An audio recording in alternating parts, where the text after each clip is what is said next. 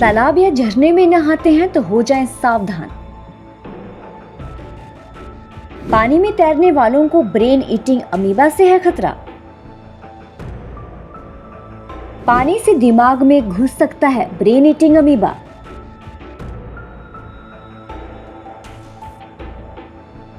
केरल में इन दिनों एक दिमाग खाने वाले अमीबा की खबर ने लोगों को दहशत में डाल दिया है। लगातार अमीबा से जा रही बच्चों की जान ने लोगों को हैरत में डाल दिया है। एक छोटा सा जीव इंसान का दिमाग खा सकता है। आंखों से ना दिखाई देने वाला दुनिया का ये छोटा सा जीव इतना खतरनाक है कि इससे मेडिकल जगत भी पार नहीं पा सका है। इसे अमर माना जाता है, यानी ये मारने से भी नहीं मरता है। ये बेहद गर्म वातावरण में पानी में पनपता है। ऐसे में गर्मियों में गंदे तालाब या वाटर पार्क में नहाना किसी के लिए भारी पड़ सकता है।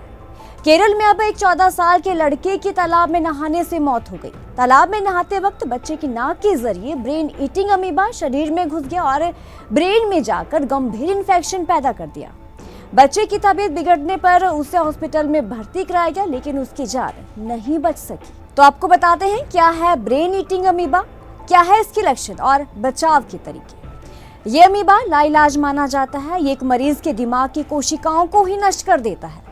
आपको बता दें कि केरल में मई के बाद से राज्य में इस घातक संक्रमण का तीसरा मामला सामने आया है। इससे पहले 21 मई को इस घातक वायरस के चलते मलपुरम की 5 वर्षीय लड़की की मौत हो गई थी और 25 जून को कन्नूर की एक 13 वर्षीय लड़की की मौत की खबर सामने आई थी। ये संक्रमण ब्रेन ईटिंग अमीबा यानी कि दिमाग खाने वाले अमीबा से होता है। जैसे जैसे गर्मी बढ़ती है वैसे वैसे ये अमीबा खूब फलता फूलता है। ये अमीबा लाइलाज माना जाता है। ये मरीज के दिमाग की कोशिकाओं को ही नष्ट कर देता है। नेगलेरिया फाउलेरी, जिसे अमीबा भी कहा जाता है, वो मिट्टी और ताजे पानी जैसे झीलों, नदियों और झरनों में रहता है। जब अमीबा युक्त पानी नाक में जाता है तो ये मस्तिष्क में संक्रमण का कारण बन सकता है। तो सबसे पहले अमीबा के लक्षणों के बारे में जानते हैं। अमीबा एक कोशिकीय जीव है। ये दिखने में बेहद छोटा होता है, इसलिए इसे केवल माइक्रोस्कोप से ही देखा जा सकता है। ये बेहद गर्म वातावरण के पानी में पनपते हैं, जैसे जीव नदियों में, झरनों के पानी में। ऐसे में गर्मियों के मौसम में तालाब या वाटर पार्क में नहाना भारी पड़ सकता है। दरअसल जब अमीबा का पानी नाक के जरिए आपके शरीर में जाता है तो लोग संक्रमित हो जाते हैं। अमीबा नाक में घुसकर दिमाग के टिश्यू को नष्ट कर देता है।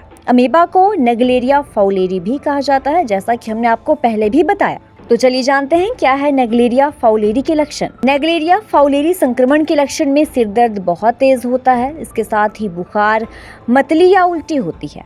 संक्रमण बढ़ने पर गर्दन में अकड़न, दौरे और दिमाग का काम ना करना शामिल है। इसमें लोगों की मृत्यु हो जाती है। इस संक्रमण से बचाव के तरीके भी आपको बताते हैं। गर्मी और बरसात के महीनों में इस बीमारी की संभावना ज्यादा बढ़ जाती है, इसलिए वाटर पार्क या तालाब के पानी में जाते समय लोगों को हमेशा सचेत रहना चाहिए, क्योंकि इस संक्रमण का खतरा बना रहता है। इसके साथ ही तैरते समय ध्यान रखें कि पानी नाक में ना जाए। गर्मी और बरसात के मौसम में नदी, झरनों और झील में गोता लगाने से बचना चाहिए। झरनों में अपने सिर भिगाने से बचना चाहिए, क्योंकि इसके रास्ते नाक तक पानी पहुंच सकता है।